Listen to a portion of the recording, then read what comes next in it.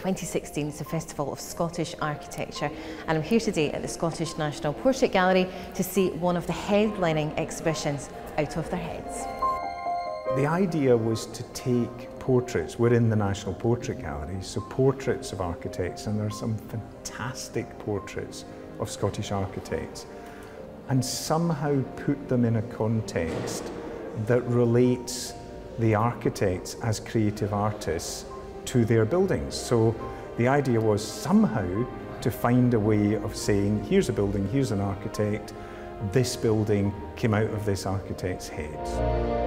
It's been a long process. Me and Neil have got together to decide on 12 of the greatest Scottish architects spanning from the 1600s right up to the 21st century, and we've reunited 12 of these architects onto the elevations of their buildings.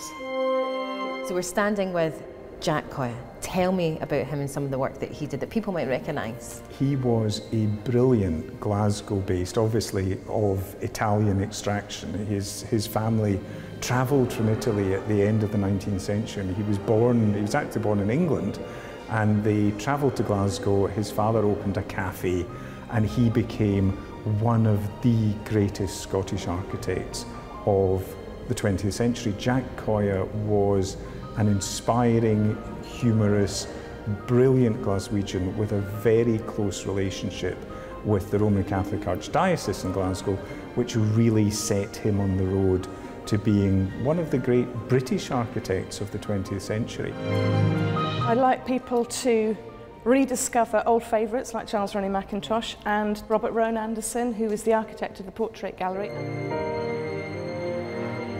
This is Catherine Finley, who sadly died as recently as 2014, a brilliant and inspired architect who worked in Japan, in Scotland and in England, and her career sadly cut short by illness. Did you know Catherine personally? I did. I knew her very well. I was very, very fond of Catherine. In fact, the last place I had a cup of tea with Catherine in Scotland was this very gallery. There's a sort of terrible irony that just 3 years ago I was sitting in the cafe chatting to her, and here she is among a group of architects who, through this exhibition and through their work, have moved into the realms of the immortals.